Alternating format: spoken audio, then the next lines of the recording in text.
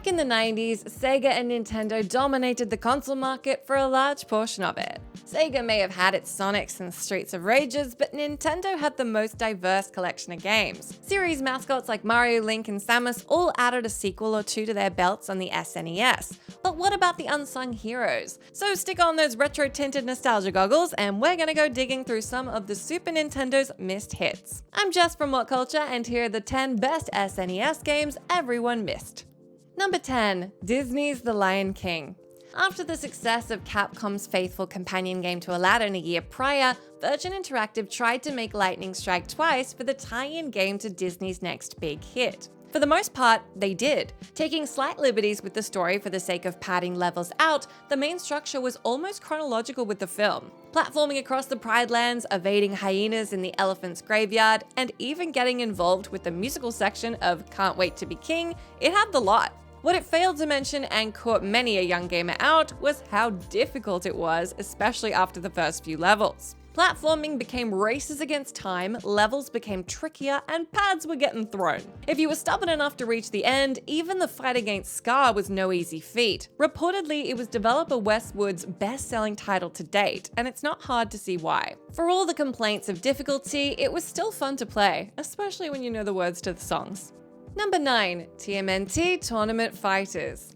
The great debate was always Street Fighter vs Mortal Kombat, but what about the game that saw the Ninja Turtles and friends smacking 7 shades of shell out of each other? Playing much like the former, it was a strong competitor as a traditional 2D beat-em-up, featuring a decent roster of fighters including familiar faces like the Rat King and Shredder, as well as newcomers like Wingnut, War, and Chrome Dome. It missed a few beats by not including mainstay characters and locales like Casey Jones and the Technodrome respectively, but it still played well.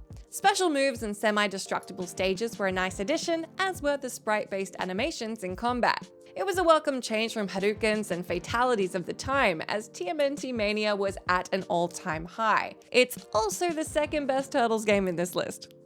Number 8. EARTHWORM Jim 2.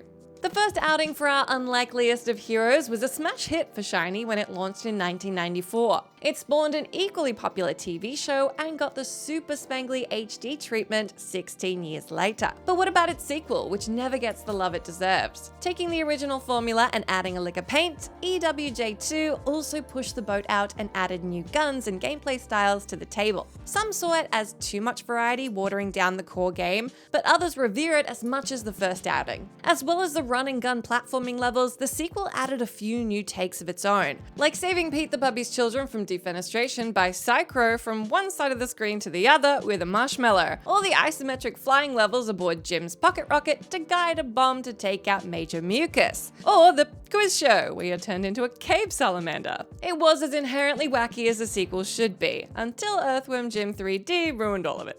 Number 7. HAGANE.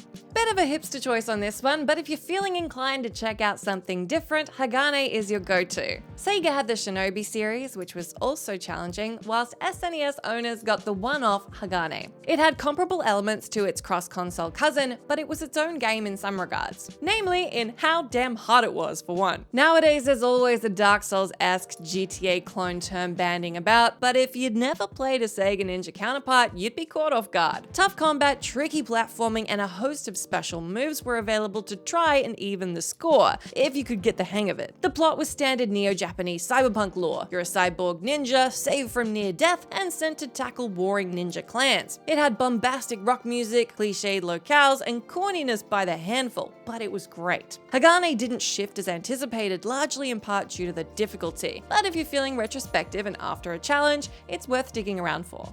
Number 6. Urban Strike.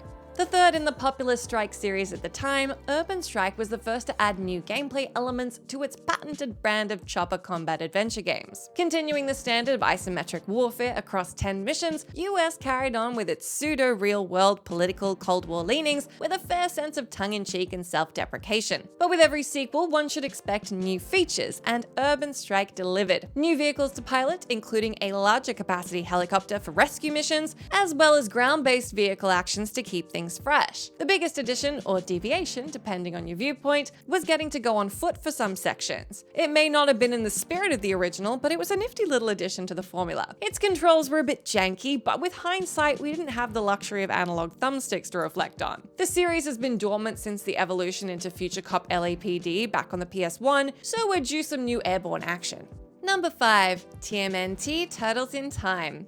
The second TMNT game on this list, and arguably the best Turtles game to date, except there's no argument, it is. Turtles in Time took the successful formula of the original arcade outing and created an awesome time travel adventure. Playing as one of the amphibious four, the Turtles are on a mission to stop Shredder and Krang from messing things up in the Technodrome. But this quickly goes awry as our heroes in a half shell are thrown through different periods in time in a quest to get back to the present. The prehistoric era, the future, even the age of the gold rush and pirates are stages to bust your way through on your way back home, each capped off by a boss fight. Rat King, Tucker and Raza, and more all stand in the Turtles' way to the next battle. Limited to 2 players on the console versions, it didn't detract from any of the fun in this faithful arcade recreation.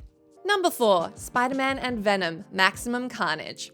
Carrying on from the last entry's side-scrolling beat-em-up ways, if TMNT was the kids' favorite, Maximum Carnage is the comic book fans' favorite. Carnage, in the universal role of comic book logic, breaks free from containment, and it's up to Spider-Man and arch-enemy Venom to form an uneasy alliance to take out the rogue symbiote. Along the way, various Marvel heroes can be utilized as one-time special items, as Carnage also has a ragtag bunch of villains aiding him. Remaining true to its comic origins, the art style and presentation in MC was bright, colorful, and full of that brand of violence that even has the onomatopoeia when someone is smacked upside the head. Even the cutscenes are contextualized like pages in a graphic novel. It did well enough to spawn a sequel in Separation Anxiety, which carried the same style over with it. But for a decent comic spin on the Streets of Rage formula, Maximum Carnage is the one to seek out. Number 3. Sunset Riders. Konami really struck gold when they ported the 1991 arcade classic to the SNES a few years down the line. Whilst the Mega Drive version saw some drastic changes, the Nintendo version was largely untouched. Minus a few regionalized and toned down changes, Sunset Riders was mostly faithful to its coin-op counterpart. It still retained the run-and-gun stylings across the levels, whether it be on foot, aboard a moving train, or even on horseback. Featuring all 4 original characters and the different types of firearm they wield, it was a real hootenanny of how arcade fun could be replicated for the home console market. Wild West shooters vary, but Sunset Riders was a new take on the run and gun at the time, with its only direct comparison and competition being Wild Guns. Whilst the latter has been reloaded for the Switch, it seems Sunset Riders rode off into obscurity, never to be seen again. Number 2. Zombies Ate My Neighbours. Weirdly referred to as just Zombies in the European and Australian versions, Zombies Ate My Neighbours is a fun and fast-paced shooter that would be comparable to the likes of Sunset Overdrive today. Playing by yourself or with a friend, heroes Zeke and Julie were tasked with saving their neighborhoods from not just the titular undead, but all manner of supernatural, horror, and outer space beasties along the way. At your disposal, you had Uzi water pistols, flamethrowers, hedge trimmers, weed whackers to our American friends, vegetables, crockery to exploding pop cans. Starting out relatively tame in the suburbs, you progress into shopping malls before moving to the sources of the evils, like tombs, haunted mansions, and the like. The rescue aspect was little more than walking up to your neighbor and collecting them, with most of the focus being on taking out enemies. Zombies, plant people, evil clones of you, and giant babies. Despite being toned down with its gore and violence content in some regions, it was still a blast that made spiked hair and 3D glasses look cool. Number 1. Illusion of Time / GAIA. Unlike most RPGs and action-adventure fantasy games of the time, Illusion of Time, or GAIA in America, had its storyline running through real-world locations. Set across a globe-trotting backdrop, Will and companions saw themselves heading to the Great Wall of China, the Nazca Ruins, and Angkor Wat, to name a few. Tasked with finding 7 statues to prevent a life-ending comet come evil force from ruining everyone's weekend, it was nice to see real and fantasy elements running side by side. It also utilized the ability to play as 3 characters when the story required. Will had basic combat and telekinesis at his disposal, the Dark Knight Freedom had stronger combat abilities, and Endgame Spirit Shadow could morph through floors and had superior strength. A grand tale of growing up, fate, betrayal, and otherworldly forces, Illusion of Time was a beautiful action RPG that, admittedly, as most were at the time, wasn't as good as Link to the Past, but beyond that, there's still a fantastic game in here. That's the end of our list, but let us know down in that comment box what you think are the best NES games that everybody missed. As always, I've been Jess from WhatCulture. Thank you so much for hanging out with me. As always, you can come say hello to me on my Twitter account if you like, where I'm at Jess McDonald, but make sure you stay tuned with here for plenty more gaming goodness.